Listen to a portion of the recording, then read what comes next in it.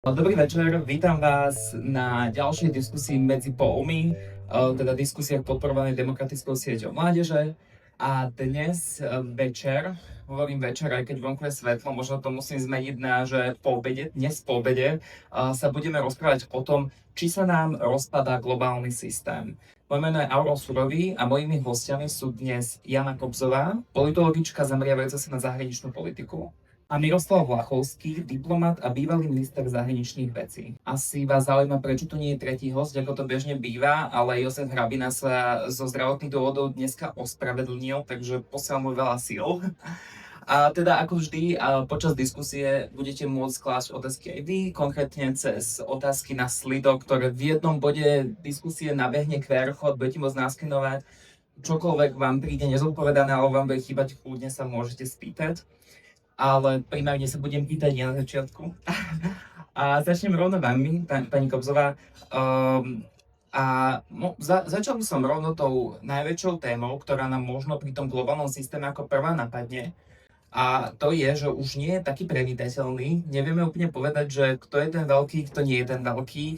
Máme tu nejaký zánik Pax Americana a úpadok inštitúcií ako je OSN. Ak sa medzinárodné právo nachádza právom silnejšieho, ako vieme v tomto svete vôbec strategicky plánovať? Sme teraz iba v nejakej dočasnej fáze, alebo je to nová realita, na ktorú sa budeme musieť zvyknúť? Príjemný dobrý večer. Myslím si, že tieto otázky sú také odľahčené na pondelkovú večernú diskusiu. Ja si vážim, že ste tu a že ste prišli napriek týmto neľahkým otázkam, na ktoré dopredu varujem, nemáme jasnú odpoveď. Ani sa to asi nedá v tomto časovom rámci. Ja by som asi začala tým, že sme v inej fáze. Sme vo fáze, kedy svet nikdy nebol nejak veľmi usporiadaný, ale to, čo veľmi cítime, je, že vlastne tá časť sveta, o ktorej sme si mysleli, že nám relatívne dobre funguje, to znamená hlavne takéto partnerstvo so Spojenými štátmi americkými, plus minus bezpečnosť v samotnej Európe, že tu nemáme veľké vojny, že nám nehrozia takéto veľké vojny v našom geopolitickom priestore. To sú veci, ktoré sa naozaj zmenili. A tá tretia vec, ktorá sa veľmi zmenila, je, že vlastne krajiny mimo toho, čo sa hovorí tomu západ, to znamená ten náš západný okruh Európa a Spojené štáty americké, nemajú takú potrebu počúvať nás, ako bolo predtým. Predtým sme naozaj mali väčšie slovo, väčší rešpekt a ten pomaly strácame. To neznamená, že to je iba zlé, to znamená iba toľko, že mnoho iných krajín už od nás nie je až takých závislých, ako bolo predtým, ale znamená to aj to, že sa vytvorili iné centrá moci, či už je to Čína, Rusko, Latinskej Amerike a my máme v tomto svete menšiu váhu a možno, že to je to, čo by nás malo nútiť zamýšľať sa viac nad tým, ako v tomto svete prežiť. Nemyslím si, že je možný návrat do svetu, kde sme boli, do sveta, ktorý sme boli ešte pred možno 10-15 rokmi, kedy v podstate Spojené štáty americké naozaj boli v podstate hegemón svetový. Dokázali svoju moc presadiť, alebo teda svoju vôľu presadiť takmer všade, aj keď to samozrejme pokrivkávalo. Myslím si, že tam sa už nedostaneme. To, čo je dôležité, k čomu sa my máme vracať, je to, ako si my v tomto svete, ktorý je trochu viacej chaotický, trochu viacej dynamický, kde sa ostatné krajiny trochu menej zaujímajú o naše vlastné záujmy a oveľa viac si chcú hájiť tie svoje, aj na úkor nás. Ako sa v tomto svete naučíme fungovať? Pán Vochovský, súhlasíte? Je toto iba je toto už naša trvalá realita, alebo je to niečo dočasné, čo sa zmení? Ja súhlasím so všetkým, čo Janka povedala, s tým, že by som to možno ešte doplnil. Toto je prechodné transformatívne obdobie od niečoho k niečomu. Takýchto období v dejinách bolo pomerne veľa. Málo kedy sa zadarilo, že by dlhé 10 ročia bola stabilita a mier. Zadarilo sa teraz zhruba na 70-80 rokov v nejakej podobe. tá studená vojna akokoľvek bola hrozivá, zároveň bola v tej svojej hrozivosti pomerne stabilná. Vedeli strany, čo od seba očakávať a po jej konci takisto chvíľu ten systém vykazoval stabilitu. To, čo vidíme dneska, je proste výsledok globalizácie a reakcie na ňu. Výsledok toho, a môžem o tom hovoriť aj z toho hľadiska, že som slúžil v 2 krajinách, ktoré tú globalizáciu na jednej strane veľmi, veľmi podporovali a na druhej strane sa stali možno aj prvými obeťami. Slúžil som ako diplomat v Spojených štátoch v rokoch 2003-2007 a potom som slúžil ako slovenský veľvyslanec vo Veľkej Británii v rokoch 2011-2015 pred Brexitom. A hovorím o tom preto, lebo to, o čom Janka hovorila, to má svoje proste socioekonomické podhubie. Hej? A to, k čomu došlo v obidvoch tých krajinách, je, že sa pomerne výrazne zvýšili rozdiely medzi triedami. Stredná trieda trošku sa scvrkla a tá stredná trieda predstavuje pri všetkej úcte základné východisko pre úspešnú demokraciu je v silnej strednej triede a v Spojených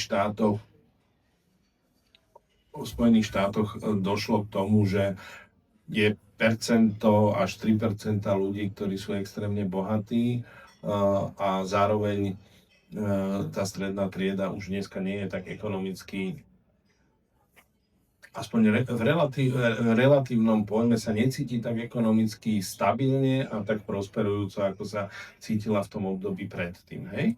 Toto vytvorilo disbalans a na toto, ja by som povedal, že v Británii reakcia na to bol Brexit a populistická kampaň, ktorá mu predchádzala, a v Spojených štátoch vo veľkej miere tá javová stránka tejto podstaty je nástup prezidenta Trumpa a jeho spôsob populistickej politiky.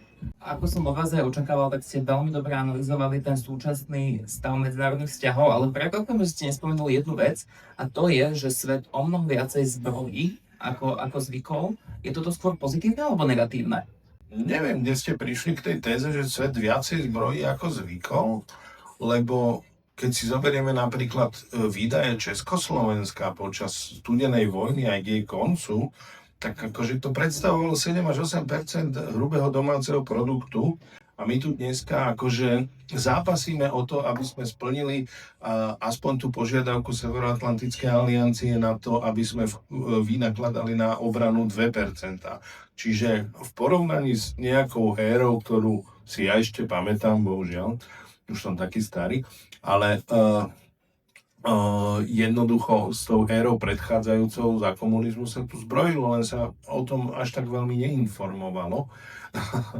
A nedávalo sa do toho kontrastu s tým, s tou retorikou mierovou. Hej? My sme boli bojovníci za mier, to znamená, že my sme mali plné ústa mieru, ale zároveň sme zbrojili ako diví. Možno som tam skôr narážal na to, že výdavky na tento priemysel sú o mnoho vyššie, ako boli v posledných rokoch. A to je asi fakt, že sa zvyšujú. Tam som skôr vieril. Pani Kobzová, súhlasíte? Je to teda, respektíve otázka skôr znela, je to skôr pozitívne alebo negatívne? Tak ja si myslím, že je logické, že vo svete, kde čelíme viacerým krízam, vrátane otvorenej vojny na našom vlastnom kontinente, by bolo hrubým zanedbaním našej vlastnej povinnosti brániť sa, ak by sme sa na to lepšie nepripravili. Myslím si, že to je prezieravé a že to je správna investícia.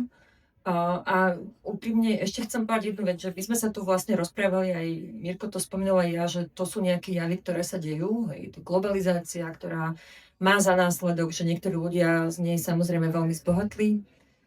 My si všetci môžeme kupovať produkty, o ktorých sme pred 20 rokmi iba snívali, ale áno, platí aj to, že sa firmy presúvajú za lacnejšou pracovnou silou a podobne. Ale nebavili sme sa tak o tom, že vlastne to, čo tu dnes máme, nie je výsledkom len nejakých ako keby hybných síl, ekonomiky a globalizácie, ale sú to aj rozhodnutia jednotlivcov. Tí ty si to už naznačil, Mirko, je to o tom, že či líder Spojených štátov chce budovať partnerstva s inými krajinami, chce zamedziť nerovnostiam aspoň v nejakom meritku alebo nie. Je to o tom, či sa ruský prezident rozhodne ruské bezpečnostné dilemy riešiť silou alebo rokovaniami.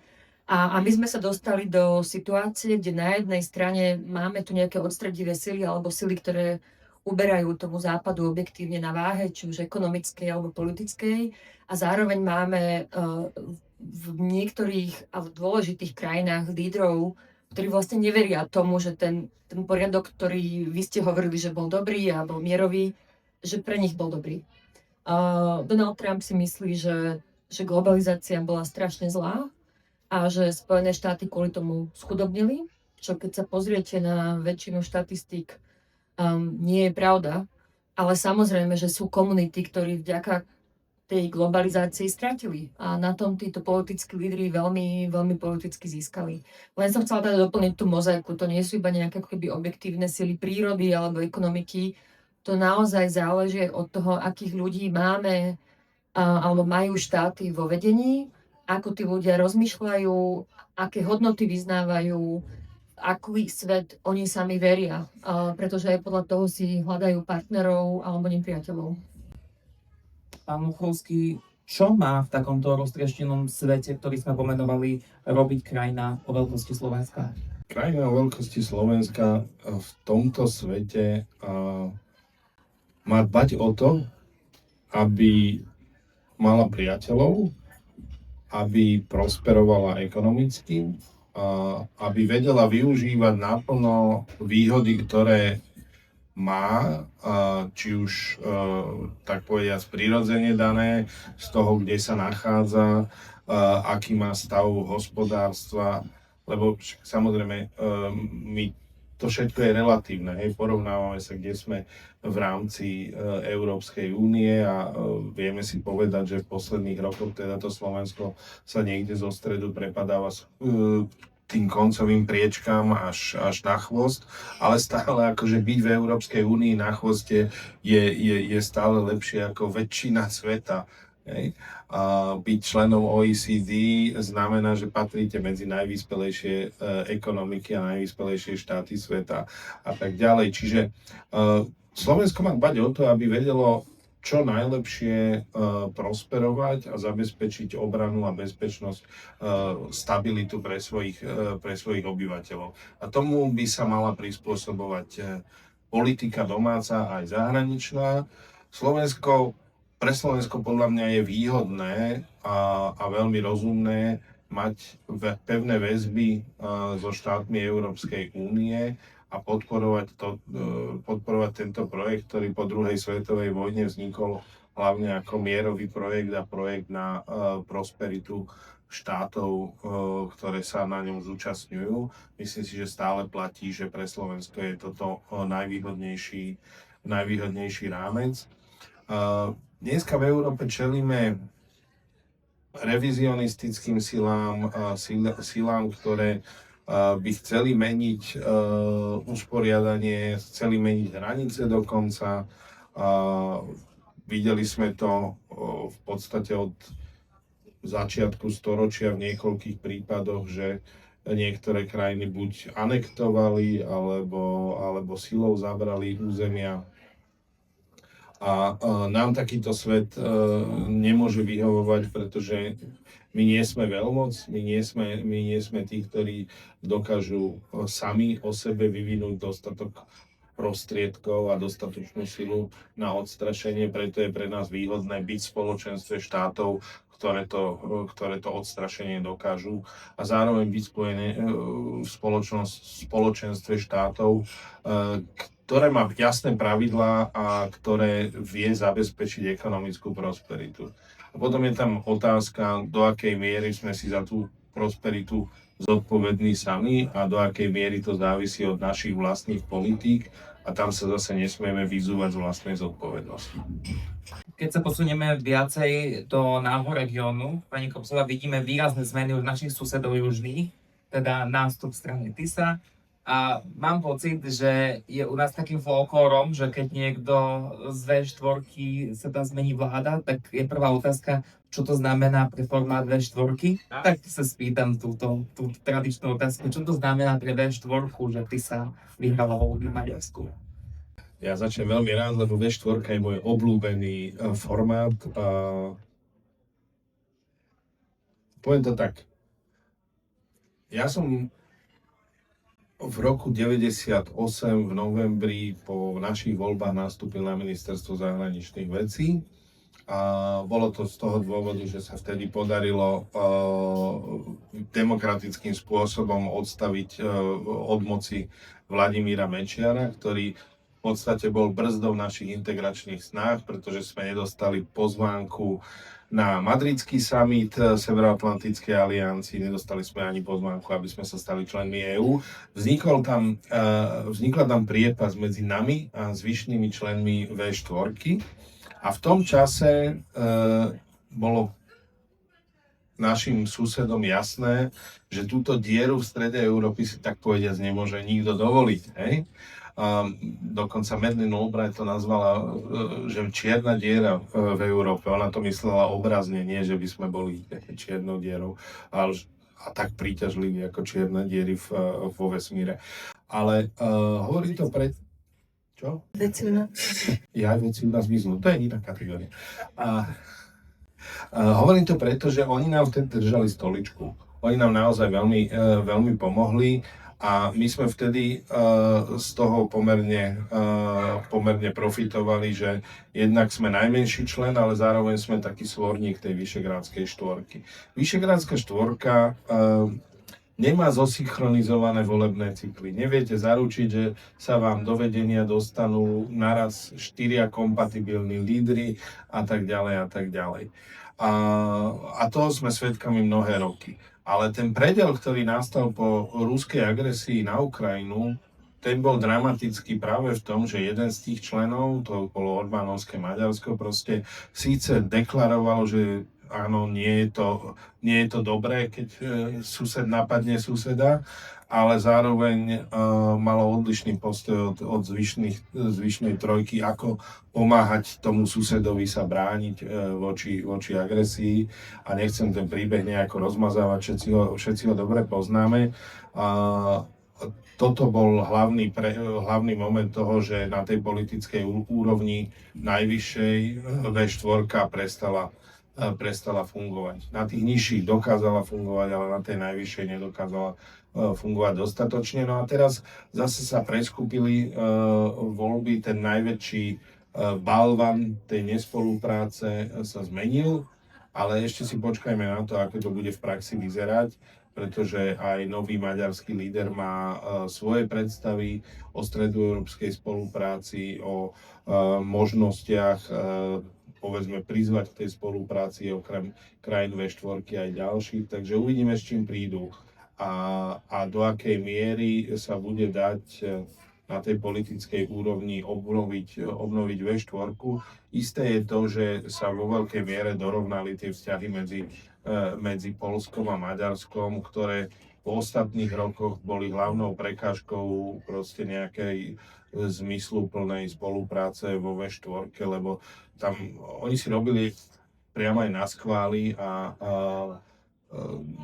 neviem, do akej miery ľudia tu prítomní vedia o tom, že predstavitelia bývalej poľskej vlády, ktorých táto vláda vyšetruje, dostali de facto azyl v Maďarsku a ja som si ani nevedel predstaviť, ako je to možné medzi dvoma členskými krajinami EÚ takéto niečo urobiť, že proste keď vás žiada iná členská krajina o vydanie ľudí, na ktorých je zatýkač a sú na to dobré dôvody, že ako to takto môžete urobiť, ako to urobil Viktor Orbán. Toto sa zmenilo a aj preto myslím si, že tá prvá cesta Petra Maďara zahraničná vedie do Varšavy. Tak môžem ešte doplniť. Ja mám na to trošku iný postroj, ale teraz nie kvôli tej V4, ale vrátim sa k tomu, že sa spýtali predtým. Ako prežiť ako Slovensko, krajina menších rozmerov, v tomto chaotickom období, ktorý neviem, kam smerujeme. Lebo áno, teoreticky to smeruje k nejakej veľkej ďalšej rovnováhe, ale nikto nevie, kedy, ako a či sa tam dostaneme. A to je vlastne strašne jednoduché. Vy ste povedali, že som politologička, tak áno, ja som študovala politické vedy, ale teda odtedy sa tej politológii ešte veľmi nevenovala, skôr ešte medzinárodné vzťahy. A v podstate, ale veď to je ako keby, že príklad zo života. Ten príklad je, ak ste niekde a ste slabší ako tí ostatní, tak prvá vec je, že snažíte sa investovať do vlastnej sily. To je to, o čom hovoril Miroslav Lachovský, hospodárstvo, obrana. Tá druhá, snažíte sa mať dobré vzťahy s vašimi susedmi, lebo veď, keď sa s nimi budete hádať a hrozí vám, že vám každý druhý deň podpália plot, tak asi vám to nebude príjemné a budete na tom vyškodovať. To znamená, že aj my potrebujeme mať, a teraz to nemyslím, že my sa musíme snažiť mať s každým dobré vzťahy, ale aspoň ich máme nekonfliktné, aby sme sa nebáli, že nám niektorý z tých susedov bude ubližovať. V tomto je napríklad V4 jeden, podľa mňa už ani nie je veľmi dôležitý nástroj. To, čo sme spomenuli, V4 bola založená inak ako V3 ešte aj prezidentom Havlom, kde bolo veľmi kľúčové mať spoločné hodnoty a spolu sa dostať do Európskej únie a NATO. A v tomto aj vďaka tomu, že nás Češi, Maďari a Poliaci v tých 90. rokoch potiahli, tak sme sa tam dostali. Ale aj kvôli tomu, že každý ten politický vývoj išiel trošku inými smermi a hlavne s Orbánom v Maďarsku, tak naozaj tam nebol veľký spoločný prienik na hodnotách. To znamená, my sme sa mohli rozprávať o tom, kde vybudujeme túto cestu, tam cestu a nejaké ako cyklistické trasy medzi rôznymi krajinami V4, ale že by sme spolu nejak veľmi ťahali, no nemali sme za čo, lebo sme sa nezhodli na tom, čo je pre nás dôležité. A myslím si, že teraz sme v období, že ako už naznačil Mirko, možno nebudeme mať tie hodnoty úplne rovnaké. Poľsko čakajú veľmi dôležité voľby, nevieme, ako dopadnú. Naša vláda má dosť iný postoj a dosť iné hodnoty ako napríklad tá poľská, minimálne v nazeraní na bezpečnosť. A tiež čakajú voľby, teda nás čakajú voľby. Ale ten základ je naozaj nastaviť si tie vzťahy tak, a teraz sa bavím o celom susedstve, kde teda patrí Rakúsko, ale aj Ukrajina, aby sme s tými susedmi mali minimálne dialog, aby sme si rozumeli v tom, že toto je naša bezpečnosť, toto keď urobíme, tak to ovplyvňuje aj tých druhých, čiže to je energetická bezpečnosť, ekonomická, migrácia a podobne. A preto potrebujeme tieto regionálne formáty, aby sme si aspoň tieto veci vyrovnali, vyrozprávali a nastavili konštruktívne. Ale na to treba aj politickú voľu. Presunieme sa možno aj trošku k tej našej vláde, ktorá má svoj koncept zahraničnej politiky a to nimi nazývanej suverénnej slovenskej zahraničnej politiky alebo politiky na 4 svetovej strany. Pán Lachovský, z vašej skúsenosti z diplomatických kuloárov, ako vidí túto snahu Brusel? A koho si tak predstavujete pod tým Bruselom? Predstaviteľov Európskej únie, našich partnerov, predstaviteľov jednotlivých štátov Európskej únie. Lebo to je, ono sa nám tu vytvoril taký ten mýtický Brusel, ktorý potom rozhoduje a zasahuje a tak. Európska únia je únia členských štátov. Jeden z rozhodujúcich orgánov je Európska rada a jej rozhodnutia v spolupráci s Európskou komisiou a s Európskym parlamentom. Nechcem zachádzať do detailov. Ale tam je veľmi dôležité to, ako vás tí partneri vnímajú a či vás vnímajú ako konštruktívneho hráča a prispievateľa, alebo či sa správate, tak povediac, zvláštne. A v podstate tá suverénna na všetky 4 strany rozkročená slovenská zahraničná politika nedáva reálne výsledky a nedáva veľmi ani zmysel, ak mám byť veľmi úprimný, hej. Podľa mňa je prirodzené dbať hlavne o to, čo vám prináša prosperitu a bezpečnosť.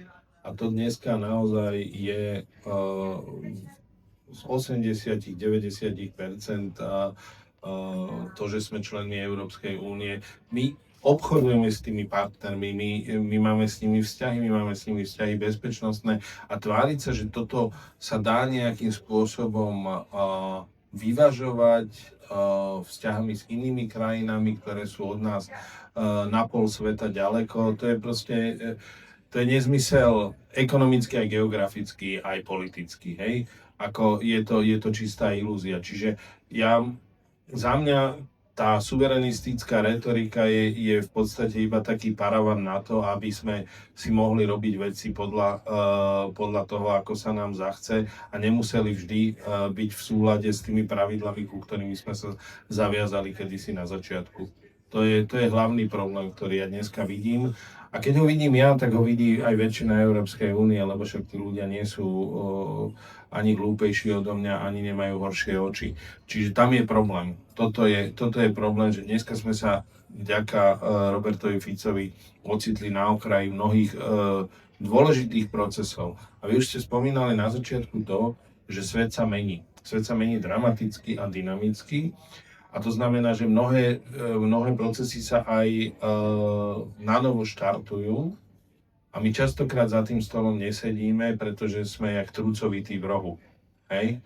Nikto sa s nami nechce baviť, pretože my hovoríme, že my do toho budeme proste hádzať vidly. Hej? Takže z tohto hľadiska si myslím, že tá politika nie je dobrá. Tam som práve narážal, čiže myslíte, že Slovensko už má medzi partnermi, nepoužijem Brusel, ale medzi partnermi už tú povesť toho kazitka?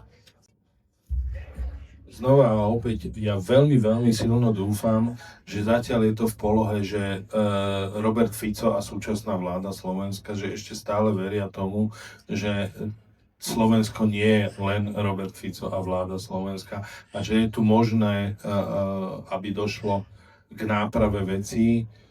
Poviem to tak, tá najväčšia skepsa samozrejme sa týkala nášho južného suseda a Viktora Orbána. Ten mal povesť toho notorického kaziča a keď to poviem aj veľmi bez servítky, tak Putinovho agenta vo vnútri Európskej únie. Pevne verím, že nemáme na to, aby sme túto rolu prevzali. A to Maďarsko by malo byť inšpiráciou aj v tom, že napriek tomu, že niekto vládne 16 a dokopy 20 rokov, tak stále je možné dosiahnuť zmenu. Ja to možno zhrniem, ešte to ako keby porovnám, lebo Európska únia je 27 krajín, asi nemusí každý stále niekto všimnúť. Keď si vás niekto všimne, tak väčšinou to býva dobré, ale nás si väčšinou žiaľ za posledné 2 roky všímajú hlavne kvôli nedobrým veciam. Ja to zažívam veľa v svojej práci, kde som často na stretnutiach, kde ľudia nevedia, že som zo Slovenska. A musím povedať, že za posledné 2 roky v každej jednej problémovej otázke, kde sa objavilo Maďarsko, tak 90% z nich sa hneď pripojí a Slováci. A ten rozdiel bol ešte aj v tom, že v rôznych európskych hlavných mestách bolo aspoň čitateľné a zrozumiteľné, prečo Orbán robil to, čo robil.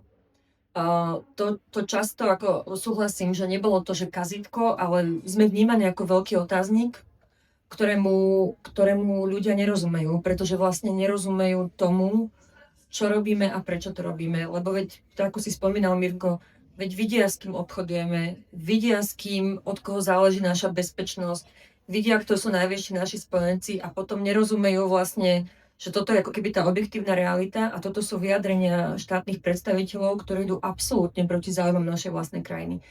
A chcem povedať jedno, v Bruseli, čiže to v Európskej únii alebo v NATO, je absolútne normálne a každý to robí, že sa presadzujú národné záujmy tohto štátu alebo hentoho štátu. Estonci nie sú v Európskej únii, aby presadzovali záujmy Berlína. A Španieli tam nie sú, aby presadzovali záujmy Slovenska. Hej, že to je ďalšia úroveň, cez ktorú si my hájime naše národné záujmy, vrátane napríklad udržania jednotného trhu európskeho, pretože my z toho benefitujeme. To znamená, že prísť a povedať, že my hájime naše národné záujmy, to nie je koniec, to je začiatok, veď všetci sú tam kvôli tomu. Lenže my tým často končíme bez toho, aby vlastne rozumeli, že OK, ale čo je ten váš národný záujem, keď my vidíme, že toto by objektívne asi mal byť, ale vy to nerobíte. Takže preto je tam tá veľká otázka alebo otáznik. A myslím si, že aj vďaka tomu, teda, že nie vždy som identifikovaná ako človek zo Slovenska, tak som to dostala v trošku nefiltrovanej podobe, ale pravdou je, že tie otázniky za posledné 2 roky sa naozaj zväčšujú a tá otázka začína byť hlavne kvôli tomu, nechcem hovoriť dlho, porovnáva sa to veľmi s tým, kde to Slovensko bolo predtým. A to je to, že vlastne Tak Mirko, ty si zažil ešte v pracovne aj Mikuláš Dzurindu, kde opäť Slovensko bolo v nejakej skupinke veľmi pokročilých členských štátov, akceptovaných vlastne, jak sa to hovorí, kopali sme v úplne inej lige, na akú sme mali. A toto aj vďaka našej pomoci Ukrajine, podpore Ukrajine, krokom, ktoré tá predchádzajúca vláda robila, opäť boli sme v nejakej inej lige, z ktorej sme vypadli, ale nevypadli sme o ligu nižšie, my sme dopadli do tej poslednej ligy a vlastne nikto úplne nerozumie, že či tam chceme byť, alebo sa chceme vrátiť, alebo sa chceme úplne z tejto súťaže vypísať, pretože keď tu predstavitelia hovoria o tom, či má vôbec zmysel byť v Európskej únii a NATO, tak mnohí európski lídri, keď si to čítajú, tak vlastne krútia hlavou. Obaja ste spomenuli, kto sú naši partneri, s kým obchodujeme, že je to celkom jasné. Ale z úst našich predstaviteľov sa občas nájdú aj nejaké myšlienky o otváraní trhov v iných krajinách, napríklad vo Vietname. Má naša ekonomická diplomácia, pán Lachovský, na vás otázka primárne, kapacity tieto trhy nejakým spôsobom otvárať, alebo je to len nejaké retorické cvičenie? Tam je otázka to, že či je to súčasť nejakej premyslenej stratégie, alebo je to výsledkom toho, že sú nejaké veľmi konkrétne obchodné záujmy nejakých veľmi konkrétnych ľudí naviazaných na niektoré veľmi konkrétne krajiny. Je to skôr to druhé ako to prvé. Pretože či už ako diplomat, alebo neskôr z pozície ministra zahraničných vecí vám viem povedať, na čo kapacity máme a na čo kapacity nemáme. Lebo viem, aký máme rozpočet a viem, koľko máme zastupiteľských úradov, viem, akým spôsobom sa formujú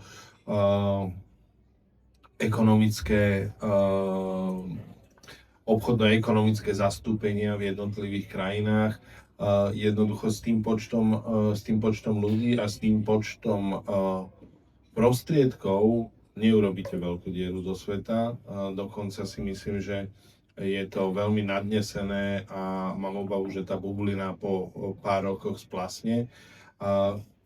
Čo sa týka otvárania nových trhov, ja som všetkými 10 za. Ak to prinesie prosperitu slovenským firmám, a to sa dá odmerať, že či tie firmy majú záujem alebo nemajú záujem. Ak to prinesie kvalitné investície na Slovensko a kvalitné investície a zároveň bezpečné investície, lebo nie každá investícia, ktorá je objemovo zaujímavá, je aj bezpečná. Presvedčili sa o tom mnohé štáty aj v západnej Európe a dneska si robia proste aj bezpečnostný screening, by som to tak nazval, toho, že či tie investície nepovedú k nejakému nežiadanému druhu závislosti. Hej? Lebo aj o tomto treba uvažovať, aj o tom treba rozmýšľať, že na ako dlho a s kým sa budeme kamarátiť kvôli ekonomickým záujmom. Čiže áno, ja som za to, aby sme rozvíjali ekonomickú spoluprácu aj so vzdialenejšími krajinami, ale mala by byť fokusovaná a mala by byť premyslená a mala by byť súčasťou väčšej stratégie. A tie 3 posledné veci, ktoré som práve spomenul, tam nevidím. Pani Fúzová, chcete niečo dodať? Podpisujem to, čo povedal Mirko. Nie je žiaden problém, aby sme exportovali na ďalšie trhy. Otázka je, či to prináša prospech Slovensku alebo iba konkrétnym ľuďom. Ja sa pýtam možno inú vec. Nemám nič proti Vietnamu, ale veď my tu máme vedľa akože obrovský 30 miliónový trh. Volá sa Ukrajina. A kde už teraz je obrovské problémy s dodávkami nejakých potravín, uniforiem, šitím, hej, že sú tam veľké príležitosti už teraz na opravu, rekonštrukciu od ciest po elektrárne, že to sú akože príležitosti, ktoré teraz môžeme využiť. Teda okrem toho, že už teda nedávame, ale predávame tam náboje. Takže to je aj o tom, ako si vláda nastaví tie politické priority, lebo viete, ísť niekam a predávať niečo sa dá, keď do tej krajiny nekopete. Keď si nastavíte nejakú základnú úctu a vzájomný dialog s tou krajinou. A hovorím, že je úplne v poriadku ísť na ďalšie trhy aj vonku, ale nezabudala by som na tie, čo sú v našom úplne bezprostrednom okolí, kde ešte stále vieme mať pridanú hodnotu. My sme minulý mesiac na diskusii medzi polmi mali skôr takú ekonomickú tému, kde sme sa rozprávali o tom modeli lacnej pracovnej sily Slovenska, ktorý teda sme do istej miery už vyčerpali. Ako do tohto nastavenia zapadá naša dnešná zahraničná politika? Dokážeme prilákať nejaké investície, aby sme neboli len nejaká montážna dielňa? Stručná odpoveď prišla včera alebo predvčerom v podobe zníženia ratingu agentúry Moody pre Slovensko. Tam to máte. Proste, keď vaša ratingová sila klesá, tak investori sa budú pozerať inde. Keď máte transakčnú daň, ktorú nemá nikto iný, iba vy, budú sa investori pozerať inde. Jednoducho my sme urobili všetko preto, aby sme neboli atraktívni, pretože máme vysoké daňové zaťaženie, vysoké odvody, máme k tomu transakčnú daň ako veľmi špecifickú vec, ktorú malo Maďarsko. Uvidíme, čo s tým urobí Peter Maďar. Myslím si, že by to mali hodiť do skartovačky spolu s inými vecami, tento skvelý nápad. Čiže to, akým spôsobom dokážete prilákať investície, nezávisí iba od toho, že či vycestujete do nejakej krajiny, ale v prvom rade to závisí od toho, ako máte nastavené domáce ekonomické prostredie. A tu na dneska Slovensko je naozaj že na veľmi šikmej ploche, pretože videli sme, koľko to bolo, 2 alebo 3 pokusy o konsolidáciu, ktoré skončili tým, že deficit sa zvýšil. Pretože sa neuberalo na tej strane štátu. Hej, podnikateľom zvýšime daňové zaťaženie odvodové, ale štátu neokresáme byrokraciu, tak proste tu nesedí tie veci, alebo neokresáme sociálne dávky, lebo to nie je vybudovaný systém sociálneho štátu, to sú dávky na rozdávanie. Hej? Vrátane teda obľúbených 13. dôchodkov. No, zlá správa je, že podľa toho, ako vyzerá štátna kasa, my máme ledva na 12., poťažmo 11. dôchodky, nie na 13. Ako treba si povedať pravdu, že proste tá ekonomika nemá ten výkon, ale napriek tomu sú ľudia na Slovensku v politickej sfére, ktorí by nedbali ponúknuť akože 14. dôchodky. Mimochodom v Maďarsku sa to dialo, môj otec tam žije, takže dostal predvolebný list od Viktora Orbána, ktorý sľuboval 14. dôchodok. Takže ten populizmus si vyberie svoju cenu na konci. A tá cena je ekonomický úpadok a súčasťou toho ekonomického úpadku je aj to, že prestávate byť atraktívni pre tých investorov. Pretože ten investor sem ide investovať svoje peniaze a to, čo ho zaujíma, je, aká je stabilita a aká je návratnosť. Keď necíti stabilitu a nie sú jasné pravidlá, podľa možnosti jednoduché pravidlá, lebo čím zložitejší systém je, tým väčší priestor vytvára pre korupciu a kadejaké manévre. A keď tam nie je proste perspektíva nejakej návratnosti, no tak nebuďte sem investovať. Pani Kobzová, videl som, že ste pritakávali, takže asi súhlasíte, ale nie ste predsa len trošku optimistickejšie. Napríklad, keď budem diablov advokát, tak momentálna vláda sa snaží rozšíriť možno naše trhy na východ. Nečakajú nás odtiaľ nejaké veľké investície? Vietnamu? Napríklad. Dobre, ak to prinesie pracovné miesta na Slovensku, ktoré dokáže našich ľudí odmeňovať v miere, ktorá tu bola predtým, veď super, ja nerozlišujem. Hovorím, že tam sú dôležité dve veci, to čo už hovoril, či sú tie investície bezpečné, lebo asi nechcete, aby sme tu mali ekvivalent toho, čo sme kedysi mali s Ruskom, že v podstate vypínali nám plyn, kedy chceli, z politických dôvodov. Pri Číne sú tieto obavy, pokiaľ ide o digitálne technológie, či tie technológie, či už je to 5G, optické káble a podobne nebudú zneužívané aj na priemyselnú alebo inú špionáž a podobne.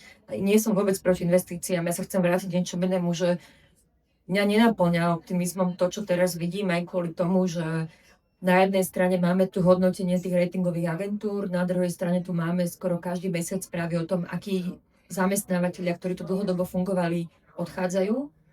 A tá tretia vec, o tom sa až tak veľmi nehovorí, pretože to nie sú väčšinou verejné informácie o tom, koľko investorov prišlo, zamyslelo sa a neinvestovalo. To, čo si pamätám ešte, keď som robila v kancelárii prezidentky, tak len za ten prvý pôrok vlády Roberta Fica sa to týkalo minimálne 3 veľkých amerických investorov. Tie firmy prišli a odišli. A nebolo to vtedy iba kvôli transakčnej dani, ktorá vtedy ešte ani nebola. Bolo to na počudovanie hlavne kvôli tomu, ako sa tu vtedy vláda začala hrať a spochybňovať súdny systém a trestnoprávny systém a trestný zákon. A tu sa vraciam k tomu, keď hovoril Mirko o tom, že to musí mať dobre doma nastavené. To nie je len o tom, ako máte daň, to máte o tom, že tu máte fungujúce štátne inštitúcie. A to, čo hovorí Európska únia, veľa ľudí sa ma pýta vlastne, čo má Európska únia s našimi súdmi, prečo komisia niečo kritizuje a podobne. To je úplne jednoduché. Komisia je strážkyňa voľného trhu v rámci EÚ. Voľný trh znamená, že vy ako firma musíte mať istotu, že v krajine, kde podnikáte, sú súdy, ktoré sú nestranné. To je to, čo komisia kontroluje. Oni chcú, a je to aj v našom záujme, aby v tom našom spoločnom hospodárskom priestore, jednotný trh, Európska únia, rozsudok nášho súdu v Hornej Dolnej mal takú istú váhu ako rozsudok miestneho súdu v Paríži. A to je to, čo oni strážia. A to je to, kde my začíname strácať, pretože tu sú tie základy právneho štátu spochybňované. Takže áno, veď daňové zaťaženie je vysoké aj v iných krajinách. Ale to celkové nastavenie o tom, že to je nepredvídateľné, o tom, že sú tu šialené sociálne výdavky, ale zároveň nesaturujeme to, čo je naozaj veľký problém. Či sú to jednorodičovské domácnosti, či sú to mladí ľudia, ktorí nemajú možnosti a perspektívy pracovné a ďalšie veci, tak to celé je ešte podporené tým, že vlastne vláda nabúrava aj tie základné právne istoty, ktoré sú pre tých investorov veľmi dôležité. Môžem ešte jednu malú poznámku, lebo ten Vietnam tu padal tak často, že sa mi javí ako potrebné ju spomenúť. Jedna z tých vzácnych komodít, ktoré z Vietnamu dovážame, sa volá pracovná sila. Lebo dneska Slovensko hľadá pracovnú silu, máme nedostatok pracovnej sily z mnohých dôvodov. Jednak niektoré joby nie sú už dostatočne atraktívne pre Slovákov, to si tiež treba povedať. Druhá vec, kopa našich mladých ľudí odchádza preč. No a vy potrebujete niečím zaplniť tie miesta a jedným zo spôsobov je dovoz pracovnej sily.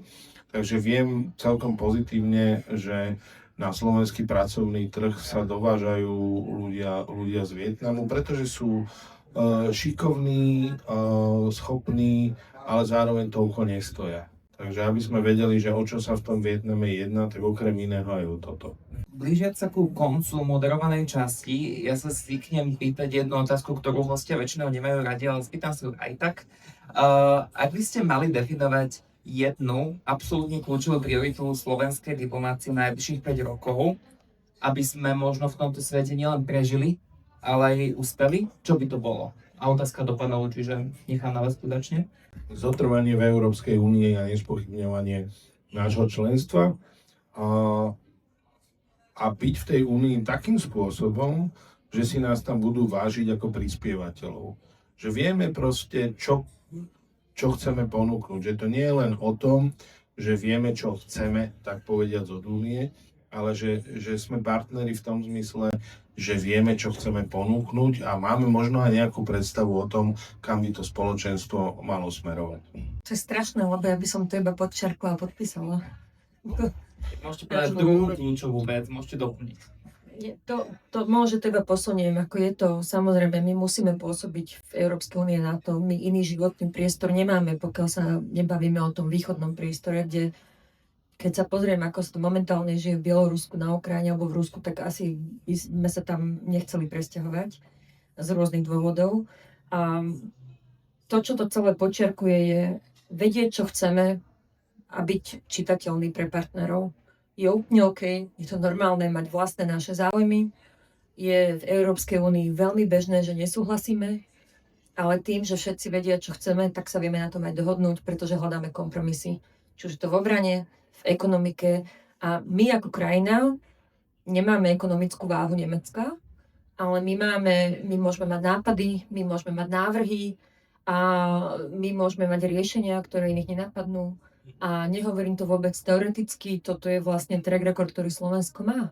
Či už to bolo pomoc a vlastne potiahnutie takej tej záverečnej štafete pri tom, aby Čierna Hora vstúpila do Európskej únie, alebo už len tá flexibilná solidarita, ako sa to často volá, že keď niekto nebude chcieť prispievať tým, že zoberie nejakých migrantov, tak na to zaplatí a podobne. To sú nápady zo Slovenska.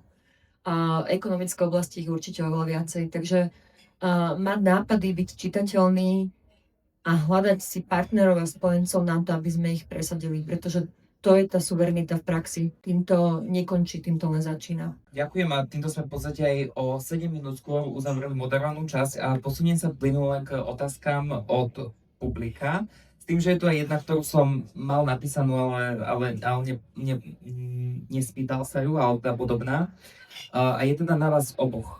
Vieme sa ešte spoľahnúť na NATO? Nepotrebuje Európska únia vlastnú armádu alebo aspoň nejakú formu obrannej integrácie? Nevieme sa na to absolútne spoľahnúť. Nevieme sa spoľahnúť na Spojené štáty americké pod vedením Donalda Trumpa, že by nám zajtra prišli na pomoc. Hovorím to s neľahkým srdcom, ale hovorím to aj kvôli tomu, čo sa za ten posledný rok jeho prezidentovania, a je to teda iba rok od začiatku jeho druhého mandátu stalo. Je to spojenec, ktorý v rámci Severoatlantickej aliancie spochybňuje územnú celistvosť jednej krajiny, Grónska, teda Grónska ako súčasťou Dánska, pardon. Mirko bol aj veľvyslanec v Dánskom kráľovstve, takže sa musím vyjadrovať veľmi precízne. Od toho, že to je teda krajina, ktorá na nás uvalila clá a podobne, od toho, že rozputal vojnu, ktorá teda v Iráne pokračuje doteraz a zdá sa, že nemá konca, alebo nebola od začiatku dobre premyslená. Takže nemôžeme sa na nich úplne spoľahnúť. To neznamená, že nám Američania nepomôžu, ale znamená to, že my si nemôžeme dovoliť mať situáciu, ktorú sme mali doteraz, že sme aj neminali na obranu toľko, koľko bolo treba, a zároveň mali istotu, že keby niečo, tak Američania prídu, veď tu majú veľa základní, majú tu veľa vojakov.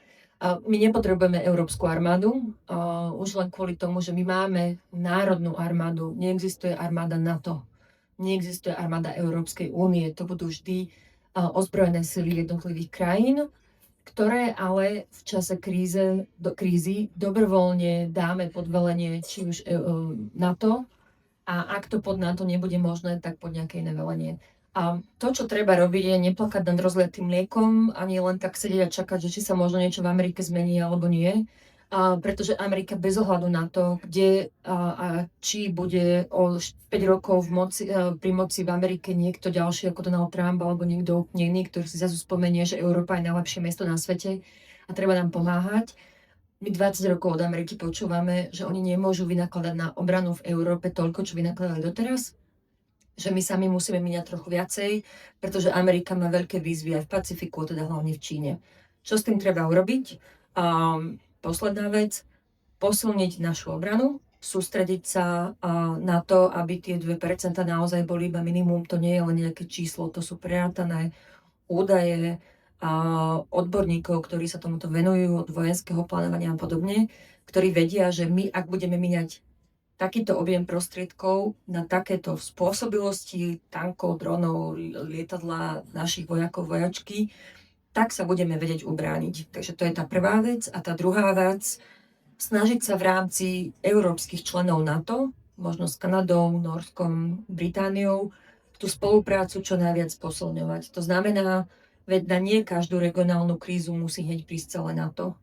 Ale ak by sa niečo stalo v Pobaltí, vieme my ísť pomôcť, vedia Poliaci prísť pomôcť, vedia Škandinávci prísť pomôcť, precvičovať to, pripravovať sa na tieto scenáre. Nehovorím, že to je koniec na to, ale je tu situácia, kedy naozaj sa nemôžeme na Američanov spoľahnúť tak ako predtým. A v tomto je úplne rozumné a zodpovedné neplakať nad rozliatým mliekom, ale začať s tým niečo robiť. A to začína doma. Ja len doplním. Ja som trošku optimistickejší v tom, že keby naozaj došlo na lámanie chleba veľmi kritickú situáciu, povedzme útoku na členskú krajinu aliancie, ktorá by bola úplne jasná, zrejmá, evidentná, tak Spojené štáty prídu na pomoc a máme tam nejaké garancie. Ešte stále tomu verím, ale aj s tým Trumpom je to také trošku komplikovanejšie. Sú veci, ktoré on hovorí sebe vlastným a niektorým sa to môže zdať až grobianským a nevkusným spôsobom, ale sú to veci, ktoré hovorili aj tí pred ním. Hej? 20 rokov Američania hovoria o tom, že pozrite sa, vy v Európe ste naozaj vyspelé, bohaté krajiny. My sme vám pomáhali počas studenej vojny, keď ste riešili obrovský sovietský zväz. Obrovský sovietský zväz už nie je. Napriek tomu vy ste prestali vynakladať proste dostatočné prostriedky na svoju obranu. To sa musí zmeniť, pretože milí naši kamaráti v Európe, my máme svoje vlastné problémy a vidíme hlavne do budúcna svoje vlastné problémy a svojich vlastných vyzývateľov niekde úplne inde. Američania rátali od 90. rokov s tým, že jadro, alebo teda ten zápas o svet sa presunie do Tichomorskej oblasti. Hovorilo sa o tom, ja si to pamätám ešte v druhej polovici 90. rokov, že 21st century will be a Pacific century. 21. storočie bude storočím Tichomoria. A takto oni k tomu pristupovali. Čiže tam bol tlak skôr na to, aby to rozdelenie záťaže bolo nejakým spôsobom rovnomernejšie. A treba povedať, že my sme tu mnohé veci zanedbali nielen čo sa týka výdajov, ale to nie len o tom, že kam dávate aký objem peňazí, ale že či ich dávate na správne veci, či tým zvyšujete svoje schopnosti brániť sa, či máte kritickú infraštruktúru v poriadku. Viete, môžete vy mať akúkoľvek dobre vyzbrojenú armádu, keď nemáte mosty, ktoré udržia tie tanky, ktoré proste potrebujú prejsť na miesto určenia, tak ako nič vám nepomôže. Hej? Čiže tam treba dbať aj o toto. Čiže z tohto hľadiska mne sa zdá ten apel na Európanov, aby si viacej robili svoje, ako logický a zmysluplný. Ten spôsob, ktorý robí rok a pol americký prezident Donald Trump, sa mi zdá poniekud nešťastný. Hej? Lebo on tým tej aliancii ubližuje v tom zmysle, že aliancie sa boja všetci naokolo kvôli tomu, že akú predstavuje silu, ako dokáže vysielať proste svoj vplyv a to, keď narušíte tú jednotu a keď vidí ten potenciálny protivník, že vy sa hádate, neviete jasne povedať, kedy zasiahnete, kedy nie, kto je za čo zodpovedný, no tak to tú vašu kredibilitu znižuje. Čiže toto, nevyčítam mu tlak na väčšie výdaje, vyčítam mu toto, aby som bol veľmi presný. Ďalšou otázkou z publika je, ako sa zmenilo vnímanie Slovenska po zmene vlády, respektíve návrate Roberta Fica k moci, EÚ, ale aj v širšom priestore? Oni chvíľu čakali a testovali, aký Robert Fico príde. Robert Fico není ako nepopísaný list papiera v Európskej únii. Robert Fico dokonca svojho času vyhlasoval okolo roku 2016, okolo nášho predsedníctva, že Slovensko má ambíciu byť v jadre Európskej únie. Spomedzi vyšegrádskych krajín máme jeden predpoklad navyše, ktorý sa volá euro. Sme členmi eurozóny. A vtedy, ako sa Robert Fico prezentoval ako v podstate veľký priaznivec hĺbšej integrácie Európskej únie, dneska hovorí niečo úplne opačné. Dneska v podstate namiesto dostredivej sily vyvoláva odstredivú silu a sami sme sa vytesnili prostredníctvom jeho rečí a jeho prístupov na okraj. To nám nikto neurobil, to sme si urobili sami a je to absolútne na škodu. Oni si testovali niekoľko týždňov, že čo, ako to bude, no a za vás hovoria dve veci, reči a činy. Činy možno neboli až také strašné, pretože nikdy nezablokoval poriadne, hej, až donedávna, ale takže mal taký ako imidž psa, ktorý šteká, ale nekúše, ale tie reči boli príšerné. Ďalšia otázka z publika je možno tiež na vás mieriaca, pán Vlachovský, provokatívna, by som povedal. Majú slovenské diplomatické zastupiteľské úrady v zahraničí zmysel? A v zátvorke je dodané nie konzulárne, ale diplomatické. Majú. Vidíte, to bola jednoznačná odpoveď. Majú. Majú, pretože to ich pôvodné poslanie nie je konzulárne. Pôvodné poslanie misií diplomatických zahraničných je práve tá politická komunikácia a veľmi diskrétna politická komunikácia, keď je potrebné. Čiže z tohto hľadiska je dôležité mať tie misie, mať ich v kľúčových krajinách. Ja si myslím, že keď už ich mať, tak ale ich mať kvalitné. To znamená obsadené kvalitnými ľuďmi s dostatočným rozpočtom na to, aby tam zanechali nejakú stopu. Lebo keď vy vytvoríte zastupiteľský úrad, kde budú dvaja ľudia, tak vám viem vopred povedať, že 70% ich času pohltí proste nevyhnutná zo zákonov a nariadení vyplývajúca byrokracia. To nie je efektívne. Čiže áno, majme diplomatické zastúpenia, ale robme ich poriadne a robme ich so patričnou silou a efektivitou a majme stratégiu toho, že čo cez tie zastupiteľské úrady chceme kde dosiahnuť. A nehovorím len o ekonomike, hovorím aj o politických vzťahoch, o budovaní partnerstiev. Niekedy sa cez ambasády vybavia veci, o ktorých sa ľuďom ani nesníva, ktoré pohnú politické procesy a nielen vo bilaterálnych vzťahoch, ale celoeurópske. Bol som svedkom takých vecí niekoľkokrát v živote a bol som našťastie svedkom niekoľkokrát v živote toho, že som bol na Slovensku extra zvlášť hrdý v tomto. Úplne súhlasím, ale dodávam takisto, ako povedal Mirko, že to neznamená, že sa máme držať nejakých krajín len kvôli tomu, že sme ich tam dlhodobo mali. Tieto zastupiteľské úrady. My potrebujeme tú sieť ambasád rozvrhnúť tak, aby to boli krajiny, kde vieme, a to je tá práca diplomatov, ako ju vnímam ja, je naozaj o čítaní toho, čo sa v tej danej krajine deje, o rozhovoroch, dialógoch s ľuďmi, ktoré vám nenahradí žiadna počítačová komunikácia.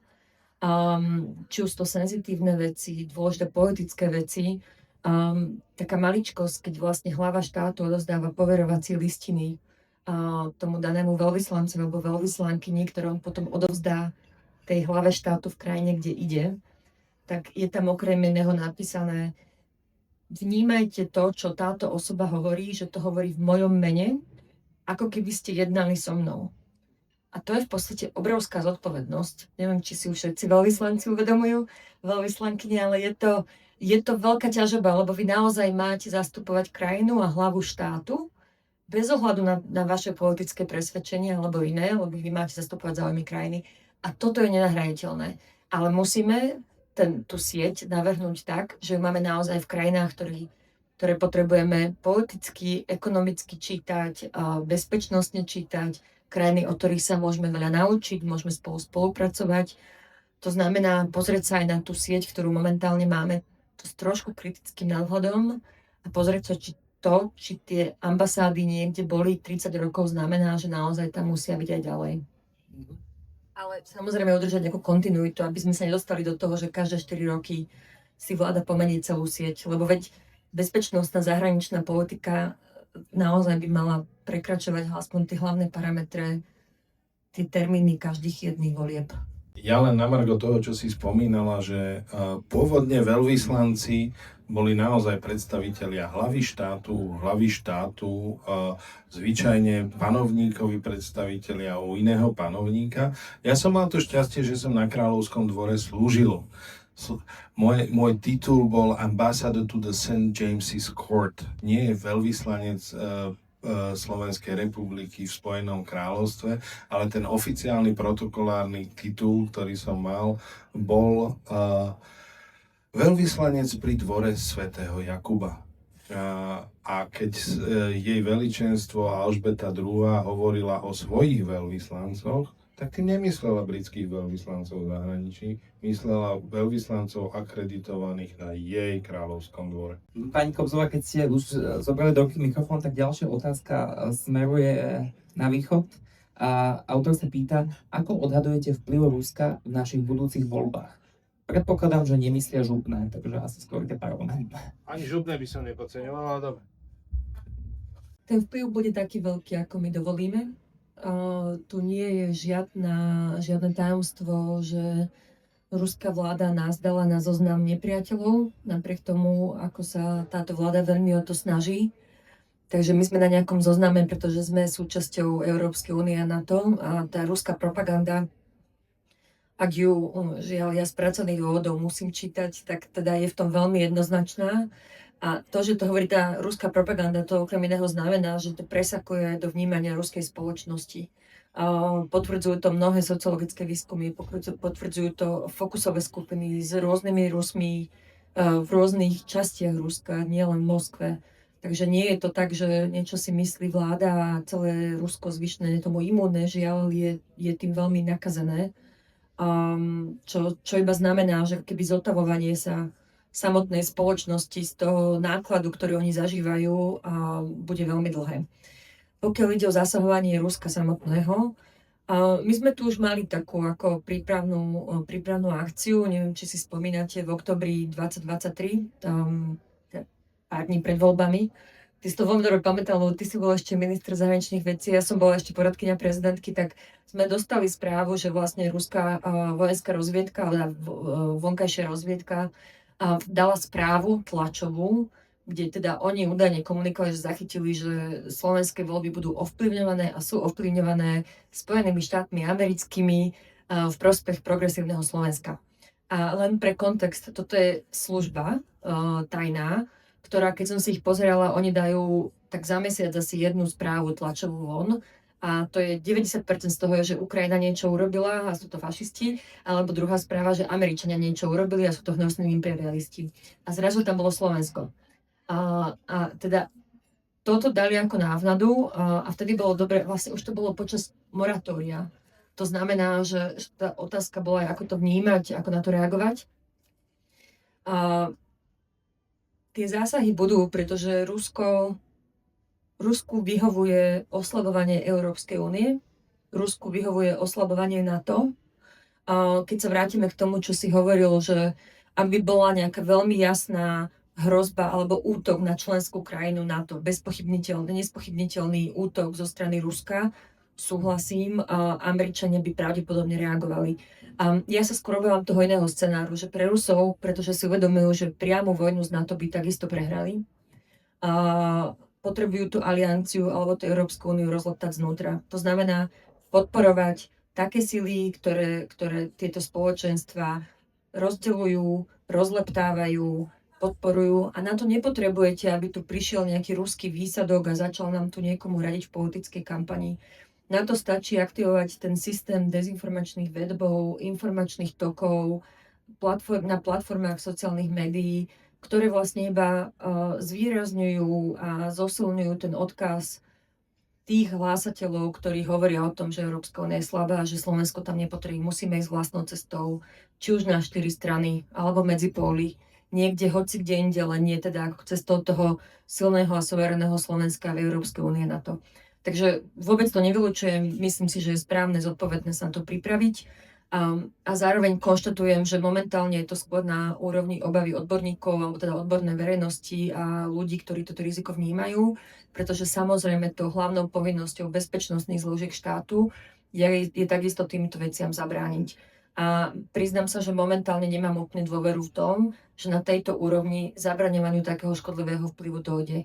Pretože sú veci v rámci nášho zákona, či už o potláčaní nenávistných prejavov, šírení klamstiev a podobne, ktoré my už teraz môžeme ako štát robiť a uplatňovať. Nerobíme to, myslím, že sme na to trestuhodne rezignovali oveľa dlhšie, posledných možno 10 rokov, kedy sme naozaj tú slobodu prejavu interpretovali ako niečo, čo nemá žiadne hranice, a keď to teda zasahuje práva a slobody iných ľudí. A preto si myslím, že o to dôležitejšie, keďže nemám úplne dôveru v to, že všetky štátne zložky aj jednotlivci určite budú konať, tak ako občania musíme byť v tom veľmi bdelí, naozaj si hľadať zdroje, z ktorých čerpáme a netváriť sa, že nie sme objektom takejto snahy o ovplyvnenie volieb. To bola veľmi dlhá odpoveď, prepáčte. Veľmi dlhá odpoveď, ktorú sa snažím stručne doplniť. Snaha o zasahovanie do slovenských volieb 2027 bude celkom určite. Myslím si, že malé preview toho, ako by to mohlo vyzerať, sme mohli vidieť v Moldavsku a následne prednedávno v Maďarsku, kde naozaj k tomu zasahovaniu došlo. A hovoríme tu o hybridných hrozbách a hovoríme tu o hybridnej vojne. Nehovoríme o ostrej vojne, hovoríme o tom, že Rusko je veľmi umne využíva asymetrický spôsob boja, tak ako si to ty spomínala. No a čo sa týka vojenskej techniky, ale čo sa týka aj teda manpower, teda množstvo ľudí, ktorých vie zmobilizovať Severoatlantická aliancia, no tak asi by si na nás netrúfli. Ale to neznamená, že nemôžu ísť potom trošku inak. Ja tvrdím, že oni nebombardujú náš hardware, oni bombardujú náš software, oni útočia na to, čo máme v hlavách. Preto petrohradské trolie farmy, preto využívanie umelej inteligencie na vytváranie až neuveriteľných a bizarných videí, tak ako sme toho mohli byť svedkami v kampaniách či už v Moldavsku alebo v Maďarsku. A mať ilúziu o tom, že to nepríde k nám, by bolo trestuhodné. Naopak Slovensko bohužiaľ je veľmi zraniteľné. Naša odolnosť patrí k najnižším v Európe. Z mnohých dôvodov. Jedna z nich je ten, že sme sa začali brániť pomerne neskoro a že sa tomu neprikladala dostatočná dôvera. Čiže bude tu snaha o ovplyvňovanie volieb zo strany takej mocnosti a takého hráča, ako je Rusko, pretože Rusko má dneska zadefinovanú Európsku úniu ako svojho nepriateľa, alebo minimálne ako niečo, čo ho ohrozuje v tejto podobe. No tak čo s tým budem robiť? No tak sa to budem snažiť rozložiť znútra. Ako sa to dá najlepšie rozložiť znútra? Pozrime sa, kde je najslabšie ohnívko v reťazi. A títo sa definujú dokonca ako najslabšie ohnívko v reťazi. Však to hovoria. No skúsme toto. Ďalšia otázka smeruje tak viac do sveta a znie. Ako sa vyrovnať s tým, že svetu vládnu šialenci? A v zátvorke je to aj kvantifikované minimálne 3 kusy. To je vlastne dobrá správa, že iba traja. Ja som je tam minimálne. Ja by som ich napočítala asi trošku viacej. No, je to ťažké. Je to ťažké, lebo vlastne trošku osobnejšie, že aj moja práca dlho bola ako keby hľadať nejaké riešenia problémov. Či už teda môj background je ako keby štúdium Ruska a východnej Európy, takže skôr som sa vždy smerala, ako tým krajinám pomôcť byť stabilnejšie, prosperujúcejšie, tak kde sme sa dopracovali, máme tam vojnu. Ale myslím si, že zároveň ako keby nepodliehať tomu, že všetko je strašne zlé, že niekedy áno, treba pomenovať, že toto naozaj nie sú rozumné riešenia, rozumné rozhodnutia a zároveň si povedať, čo vieme a čo nevieme ovplyvniť. My ako Slovensko nevieme ovplyvniť, kto je prezidentom Spojených štátov amerických. Nie, že by som naznačovala, že jeden z tých troch šialencov je tam, to vôbec, ale teda to nevieme ovplyvniť. My nie sme voliči v USA, ale to, čo vieme ovplyvniť, je to, aby sa takí šialenci dostali moci na Slovensku a aby sme my ako krajina boli oveľa viacej vystúžení v tom, že máme priateľov, silné hospodárstvo, silnú spoločnosť, ktorá drží spolu a nebojíme sa. Veď v čase kríze to, čo potrebujeme, to úplne ľudské, je, že my sa zomkneme a držíme spolu.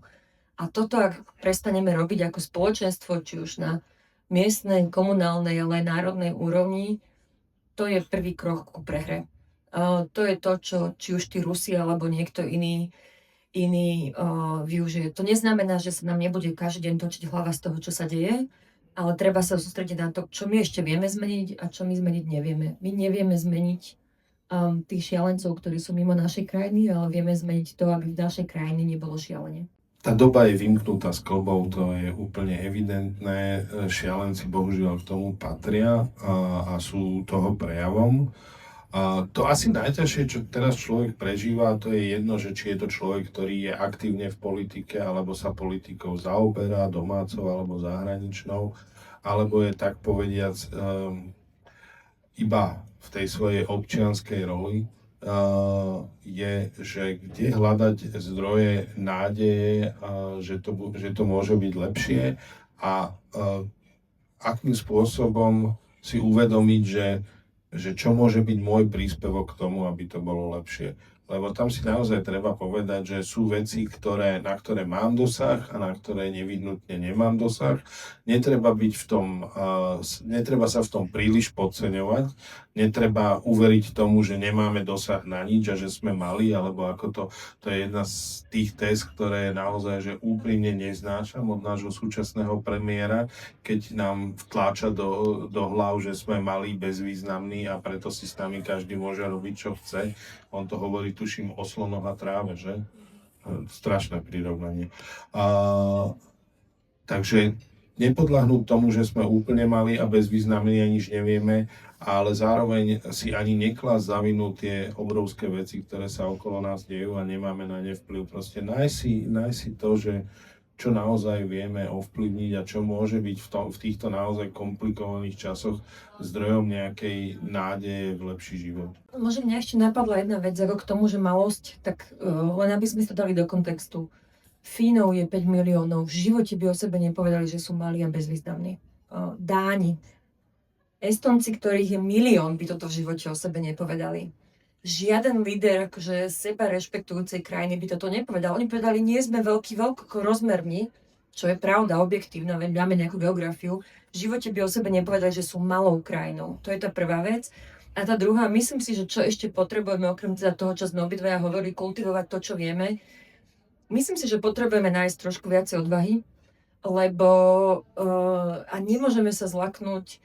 Lebo veď, ako všetci sa toho Ruska aj tak boja, ale keď sa že objektívne na to pozriete, tak to je krajina, ktorá akože začala, že vojnu, ktorá od začiatku bola zle premyslená, zlyhala po prvých 3 dňoch, odtedy sa trápia za cenu obrovských ukrajinských obetí a zničených životov, ale aj ruských.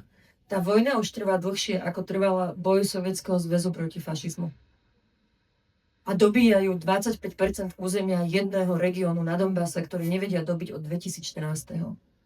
Hej? A že prečo sa ich máme takto bať?